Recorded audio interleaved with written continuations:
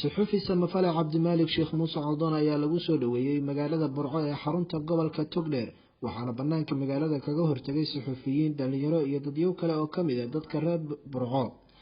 cabdimaalik ayaa goobta kula hadlay dadkii isugu soo baxay halkaasi waxaana uu yiri reer togdheer reer burco waxaan ku faraxsanahay inaad halkan igu soo dhaweysaan habeen ay khamiisi soo galayso maanta oo kalena ay 17 bisha afraad ahayd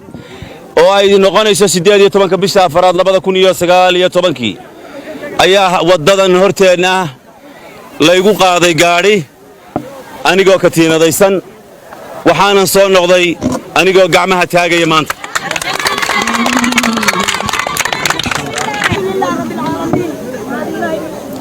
markii ugu dambeysay magaalada burco aan si nabada ku dhex maro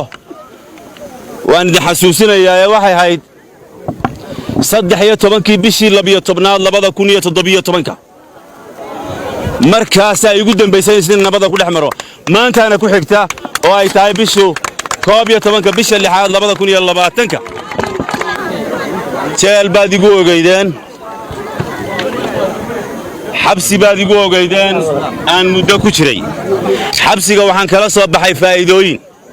faa'iidooyin aad u ballaaran oo aan idiin sheegi doonaan kala soo baxay waana dareemi kartaan faa'iidooyinkan kala soo baxay inta aydan ogeeyna waan idiin sheegi doonaa marka xabsiga kuma aan soo khasaarin faa'iidooyin baan kala soo baxay faa'iidooyinka ugu yar ee aan kala soo baxay inaan dhigana ay dadku ka faa'iideysan doonaan ku dhaxalifay jeelka inta ugu yar waa intaas maanta waa maalin farxadeed waxaan idinkula dardaarmayaa reer burco reer togdheer waxaan idinkula dardaarmayaa axad ama qof dhexdiina ayaan lagu dulmin haddii qofka aynu ogolaanno in dhexdeenna lagu dulmo berri ka maalin aday ku imanaysaa aynu garab isi siino aynu dhammaanteen aynu xaqa garab siino qofka iyo qabiilkiisa iyo midabkiisa iyo cidduu yahay ha u eegine u eeg qofkan xaq ma ku taagaya mise kuma taagna qofkan ma la dulmay mise lama dulmin weligiin aynu dhammaanteen qofka inaga mida aynu muxuu ahaayey garab siino haddii aynu garab siin weyno berri waxa weeye adiga wey haddii maanta aanad adiga ahayn ma berri baa tahay yaa xiga wey adaa xiga waxaan u mahad celinayaa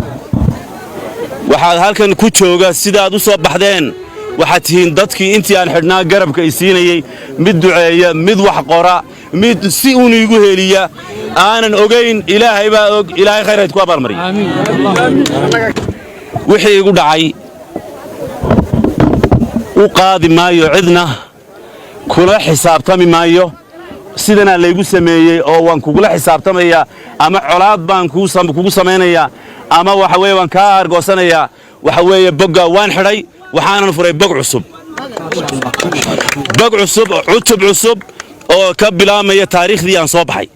wixii waxaa ka dambeeya ayuun baynu ku xisaabtamaynaa aynu dhammaanteen tale iyo toosi ku yeelanaynaa micnaheedu waxa weeye aamusi mayno xaqa ka aamusi mayno weligaya ka aamusi mayno xaqii ka aamusi mayno se waxa weeye micnihii wixii dhacay ku xisaabtami mayno